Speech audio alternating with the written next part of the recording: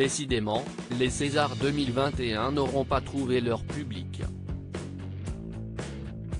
Depuis la diffusion de la cérémonie le vendredi 12 mars, une véritable avalanche de commentaires désapprobateurs s'abat sur la toile, chacun et chacune y allant de son opinion négative sur la soirée.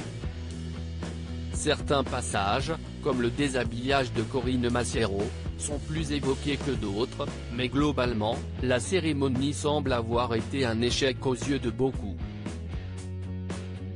Ce mercredi, dans les colonnes d'Huel, Isabelle Adjani, Caroline Fourré et Rachel Kahn, respectivement comédiennes, auteure-réalisatrice et auteure-comédienne-juriste, ont à leur tour livré leurs impressions sur les Césars, tout en défendant la liberté d'expression au cinéma.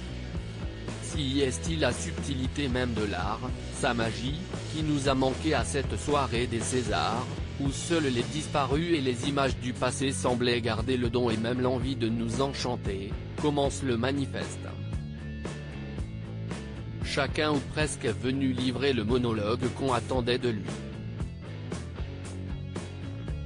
Comme s'il fallait parler de ses causes à sa communauté ou à ses followers.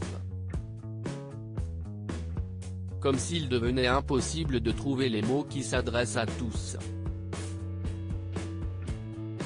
La liberté d'expression est menacée pour le trio, la cérémonie était trop lisse, trop consensuelle, manquant d'aborder, selon elle, le problème de fond.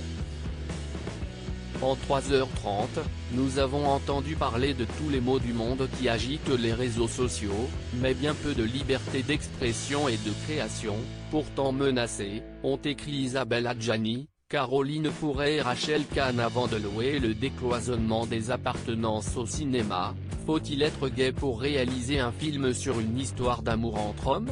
Noire, jeune et américaine pour traduire une jeune poétesse afro-américaine ? Blanc pour interpréter un gentleman cambrioleur fan de Lupin ? Avoir la même identité qu'un personnage pour le jouer ? Nous ne le croyions pas.